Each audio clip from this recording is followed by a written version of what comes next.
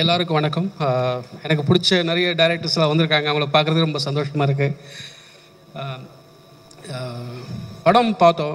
வாழை படம் பார்த்துட்டு நான், அஸ்வின், ராம், இன்னும் நிறைய பேர் படம் பார்த்துட்டு ஒரு அரை மணி நேரம் யாரும் எதுவுமே பேசாமல் வெளியில் வந்து அமைதியாக இருந்தோம். ஒரு half an hour மேலே என்ன பேசுகிறதுன்னு தெரியல.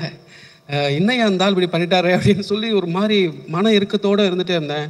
அந்த அமைதி தான் அந்த படத்தோட பெரிய வெற்றி நினைக்கிறேன் நான். மாரி அவர்களுக்கு என்னோட மனமார்ந்த வாழ்த்துக்கள். எனக்கு அவரோட படங்கள் ரொம்ப பிடிச்ச விஷயம்னா, ரியல் லைஃப்பில் நான் பார்த்தது, சினிமாவில் பார்க்காதது அவர் சினிமாவில் நான் பார்த்துருக்கேன். பரியரும் பெருமாள் அந்த குளத்தில் வாய் வச்சு தண்ணி குடிச்சிட்டு ஓடிட்டே இருப்பார். இதில் கலையரசன் வந்து துண்டில் அந்த தூக்குச்செடி கட்டிட்டு போயிட்டுருப்பார். நிறைய டீட்டெயில் நான் பார்த்த லைஃப்பில் சினிமாவில் பார்க்க லைஃப் எல்லாம் இவர் பார்த்துருக்கேன். ரஞ்சித் சார் படத்தில் கூட சார்பட்ட பரம்பில் பெருத்தனகர மூடு அப்படின்னு வருவாங்க. இந்த வார்த்தை வந்து எங்கள் ஊரில் என்ன கூட இருக்குது. அந்த வார்த்தை பெருத்தனகர மூடுன்னு ஒரு வார்த்தை யூஸ் பண்ணியிருப்பார்.